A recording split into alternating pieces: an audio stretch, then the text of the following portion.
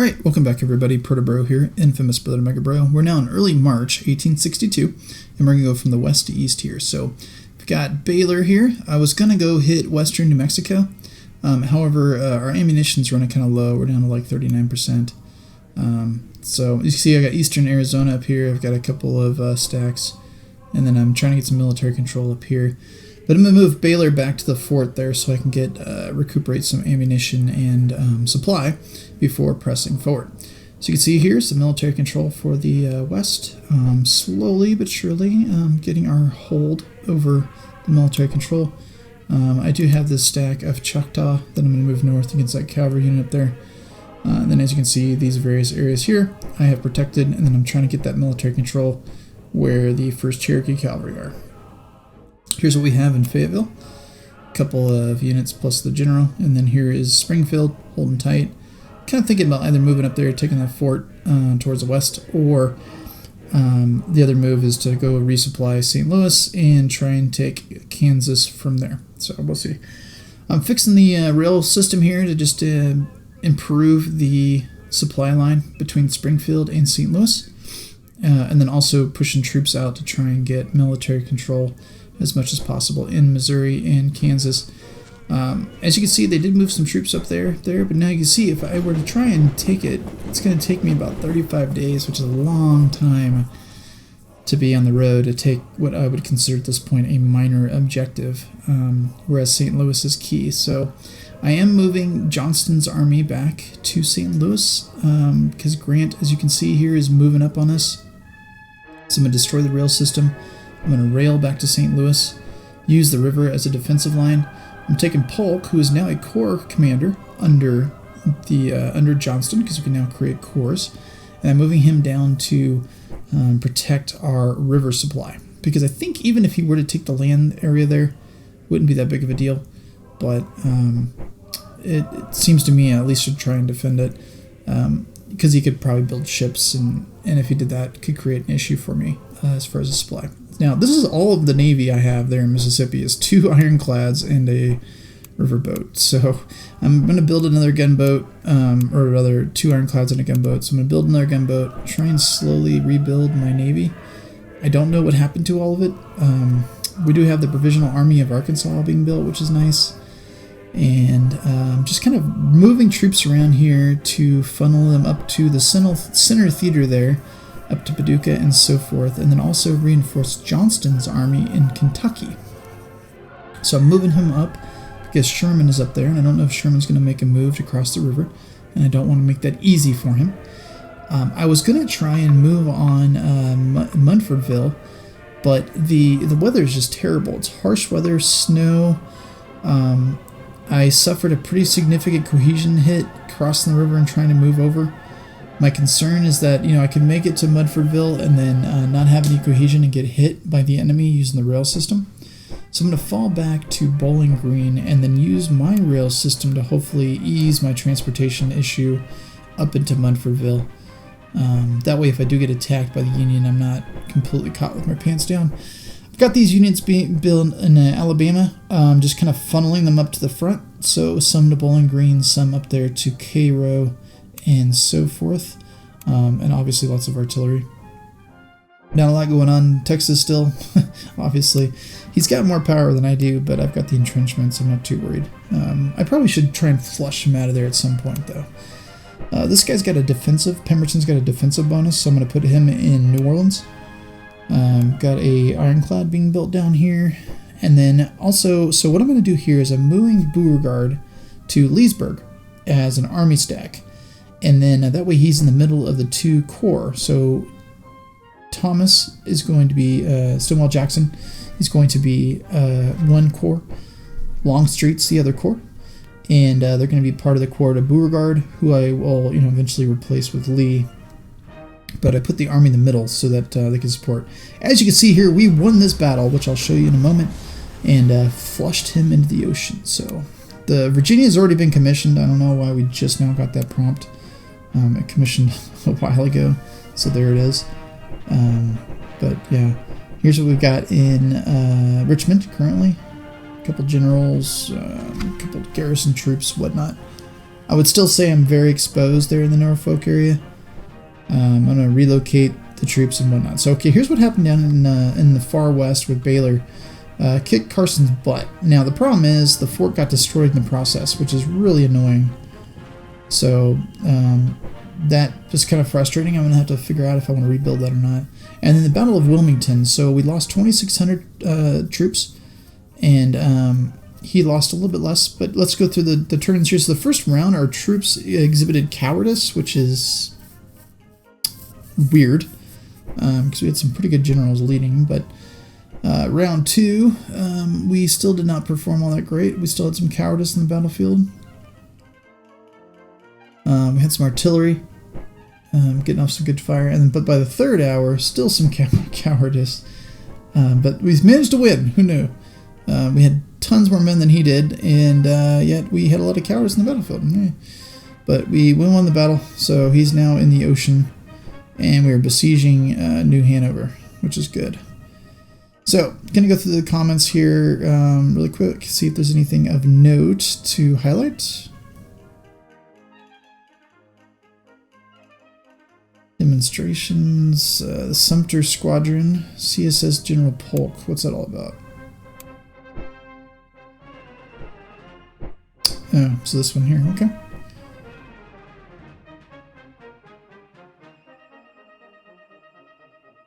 Alright, so Island 10 bombarded river transports. So he had river transports going down the river. I don't know if that was intentional or not, but we apparently blew them up.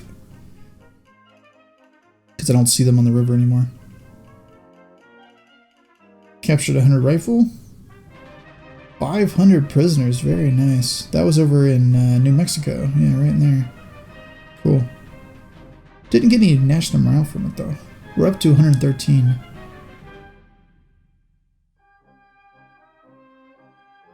Okay.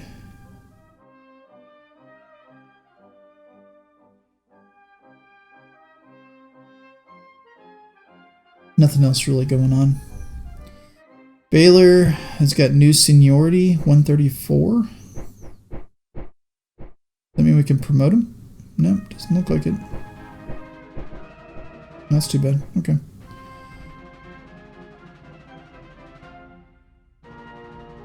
And Walker got promoted, or some additional seniority. So, but yeah, I forgot to mention this. So we got Stewart and D.H. Hill. So he's. I'll show you their stats in the next turn, because I just made them division commanders. But they have wonderful stats. They're amazing. The one thing that's very fun with the CSA is it can be very frustrating with the lack of resources you have, and the fact that you seem like you're always fighting somewhere or some front that you didn't think the Union can get to you at. But you have a lot of great generals, which is cool. Alright, so we got hit with some severe epidemics, it looks like. Which sucks. Like, Van Doren's power is much higher than the 135 that it shows there, but he's suffering an epidemic. Okay. So I'm going to simulate the turn here and see if anything interesting happens. As you can see there, Johnston did not make his activation roll, which is pretty frustrating. He seems to not make it quite often. The game I'm playing my buddy on, Johnston keeps missing his activation roll, even though he's a strategy level 4. My hope is I can get out of there before Grant has a time to wedge himself between Johnston and St. Louis, which is definitely a concern right now.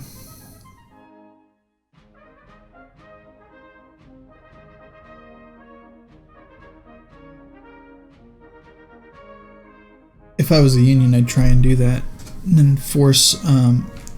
So that was a dumb move on my part. It was over-aggressive. And it's possible the Union could... Although, because I'm railing back to St. Louis, I think it was only like 2 days. So there's almost no likelihood. But, stupid risk to take regardless, right? So, yeah, so he's coming down. 525. I don't know where that went, though. Alright, so he's got 8,600 troops in D.C. right now. Looks like he's shifting troops.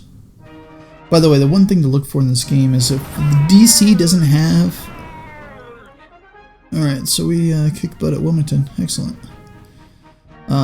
If the Union doesn't have a whole lot of troops in DC, then it's possible then it's obvious they've got troops elsewhere. Whether it's a coastal invasion or shifting them to take Harper's Ferry or whatever it may be.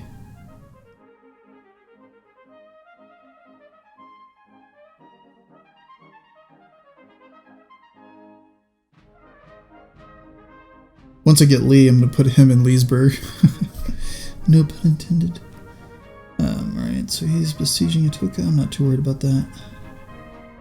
I think I'm going to start investing in army in Texas. Push him out of there.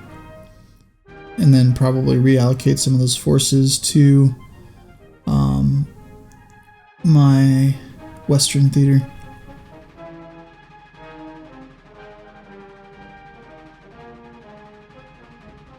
So that's the thing with the Union is, I mean, you could definitely land along the coastal areas and take strategic points.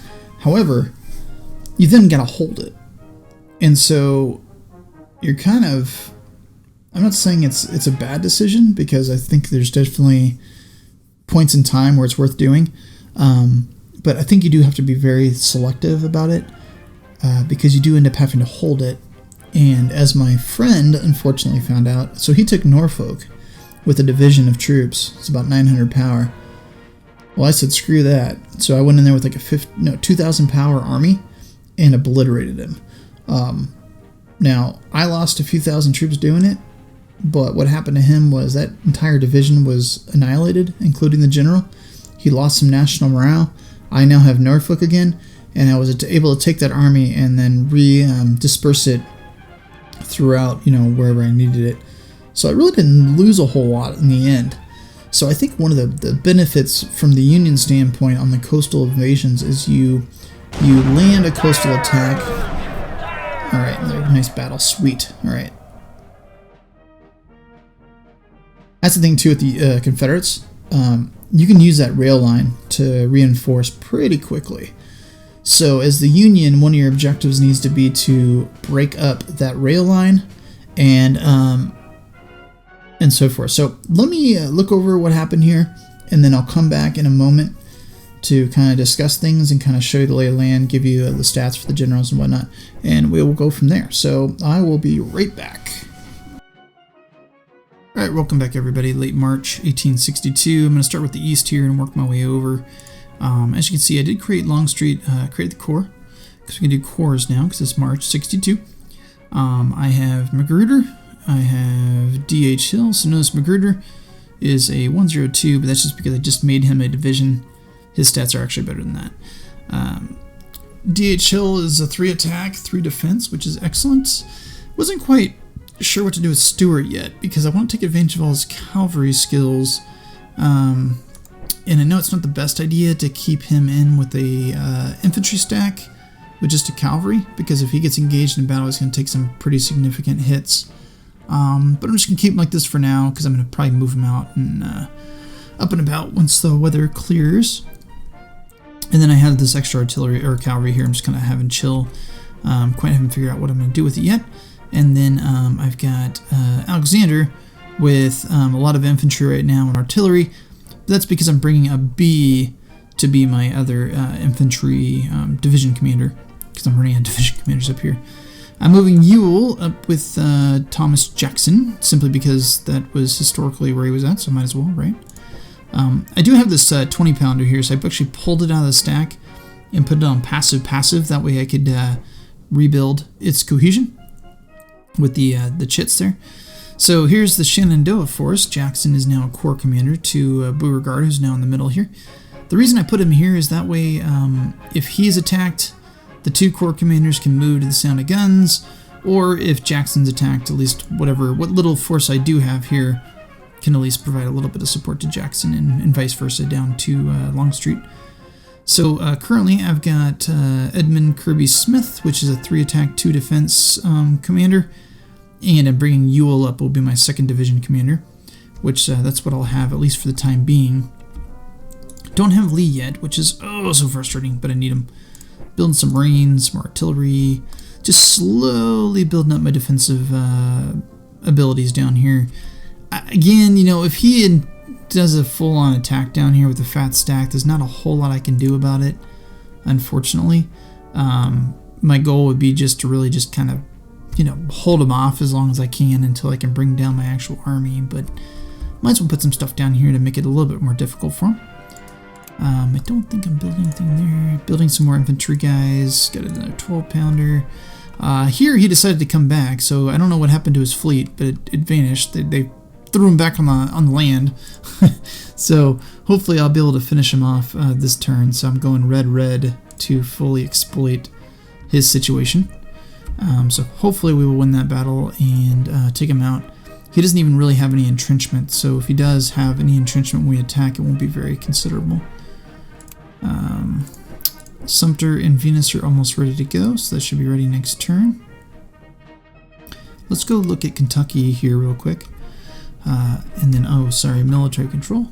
So Kentucky's, now I accidentally took Munford, Munfordville. You gotta love it when you accidentally take something. So I moved my cavalry in here to get military control so I could use the railroad. I was going to move Johnston down to Bowling Green and then use a rail system up there. But I took Munfordville. So I have no idea what Thomas has here. It may just be militia. I don't know. So I'm gambling. Okay, so my cohesion's completely shot to hell because of the weather here. It was like harsh weather, storm. It was a whole mess.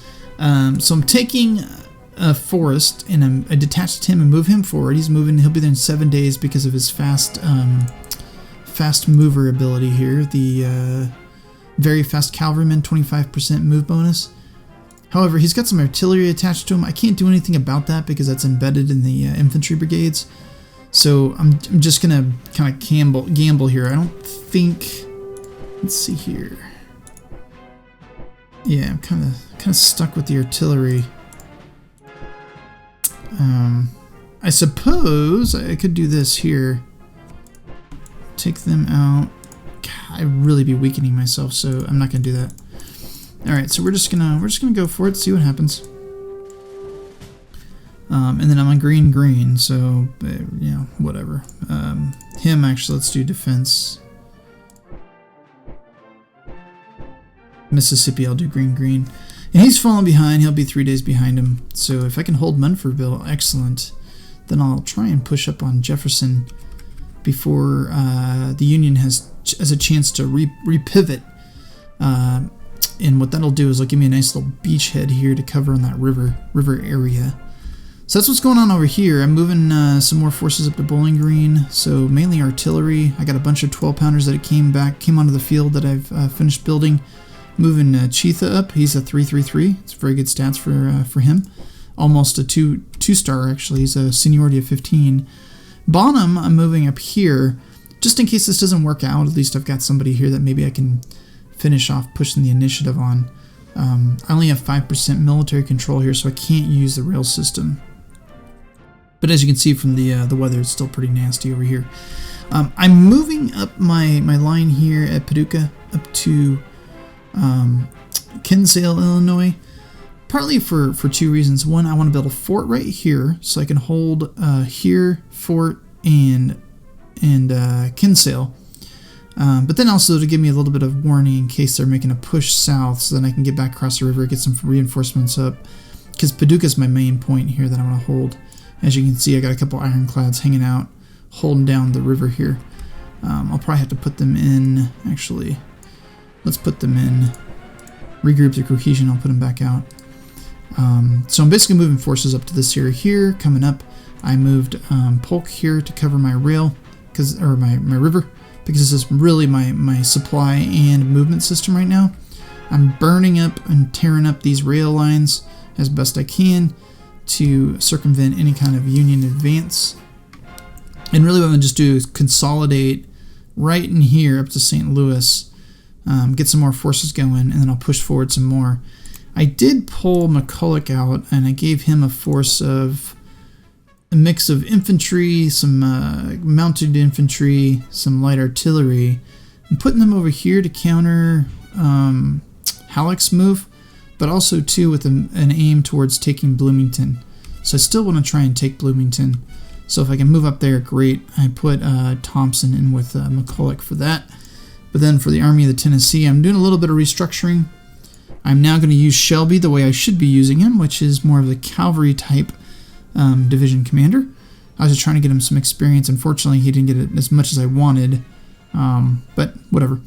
And then I'm going to use Hardy for training purposes, but then really, I'm not even a big fan of Van Dorn. I got to find out what to do with him.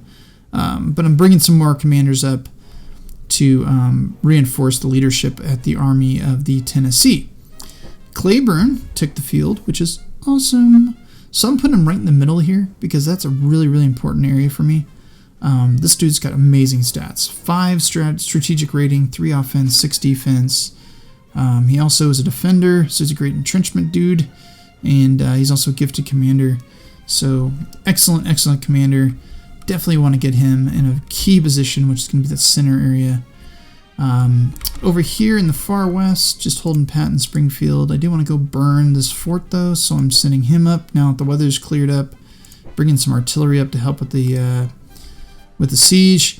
And then my goal is going to be to get rid of these forts here, so that I don't even have to worry about my flank much at all.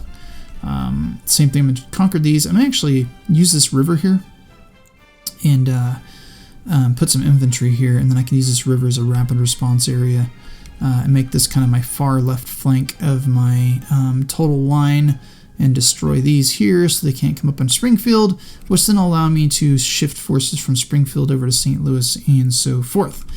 Finally, last but not least, far west. So this homeboy, I was going to attack western New Mexico, even though, as you can see, my ammo is low. I have enough for one battle. But then the weather is mud, so I'm like, ugh.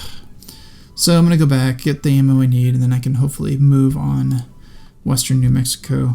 It's been pretty frustrating. I haven't been able to be as aggressive over there as I would like. And then finally, over here, Texas. Not a whole lot going on. Just hanging out, sipping some brewskis, watching him build up a force, but not making any move on me. So with that, oh, and then I did play a few cards, just mostly demonstration cards. Where was demonstration? Here, mainly the rail lines. I'm just trying to disrupt his rail lines. And actually, speaking of which, let me put a demonstration card on Springfield. If I can. Yes, I can. Okay. And then I did also put a partisan card on one of his gold mines. Where is it at? Sorry, bouncing around. Here we go. So what happens is if you can get the loyalty down enough, you can put a partisan card on their gold mines and take it.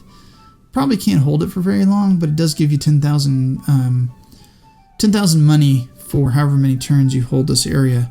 So I was able to do that there, so great. I'm going to do that now, and with that, let's proceed with the next turn. Oh, we did have some little bubble thingies here, so. Alright, yeah, that's Wilmington. We already knew about that.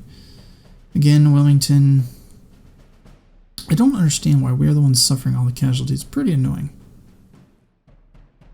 Whatevs. And actually, you know, he's without supplies, so I feel more confident going with the orange. Alright, French intervention in Mexico. Wow, okay. New Secretary of State. Confederate passed its first draft law. Oh yeah, by the way, one thing I did want to show you, here's our inflation. It's at 8%.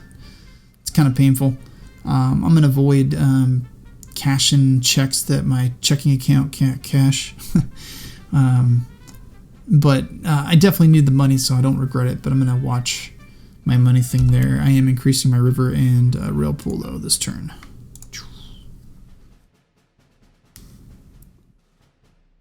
I cannot wait to get Lee. Assuming I can hold my position a little bit longer, I think I'm in a good position to take the offensive here in Virginia in 62 at some point. Whether it's Western Virginia or perhaps a little foray up into Maryland just to get the Union all freaked out. I have found, though, that 62 on, man, the Union gets some serious resources. And so you got to kind of keep pushing, keep finding places to hit them at, and keep them kind of off kilter. Because the last thing you want is, for example, up there at DC, that's 7,600 power force. The Union kind of doing what they want with it. Which still, if it was a human player, I'd advance with that. Maybe not into Longstreet, but maybe hit Leesburg and punch through that area, or do what McClellan did, which was, go along the near the James, which it wasn't the James. That was the big controversy. It was the Chickahominy, I think. It was Grant that used the James. That's right. All right, so that's good. I think that was just our besieging.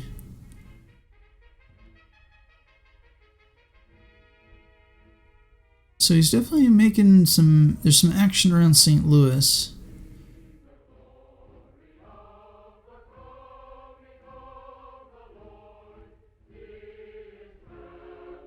Not quite sure what he's doing, if he's consolidating forces over there or what. Okay, so now he's back in the river. So I don't know if he's gone or what his deal is down there. The other amphibious assault, by the way, down that fort where they were besieging us for like ever, they just like vanished. I guess they stopped. I don't know. I want Morganstown. Once the weather clears up, I'm gonna look at Morganstown.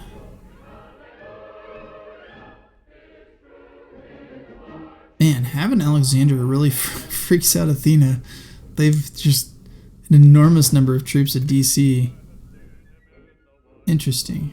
We only had 150 dudes. What's going on over there? Oh, he was on green, that's why.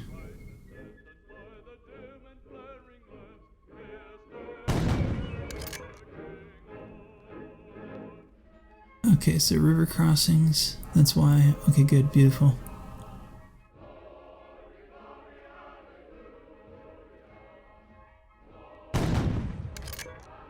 Man, we are just winning. Hashtag winning. Plus he doesn't have any ammo.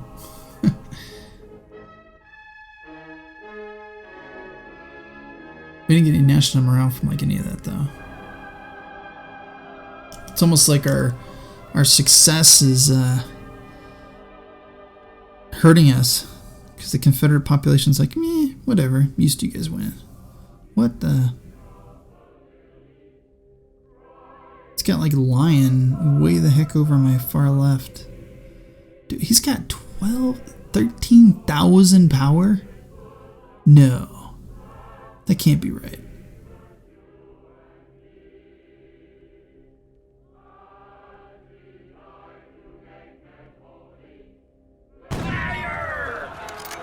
Yeah, it's fine. I gave up Salem. I abandoned that, so...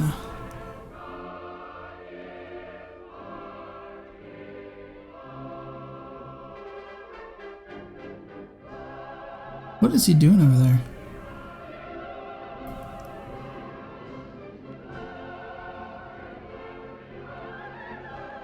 Also, I've got my eye on Leavenworth. I'd like to try and take that if possible.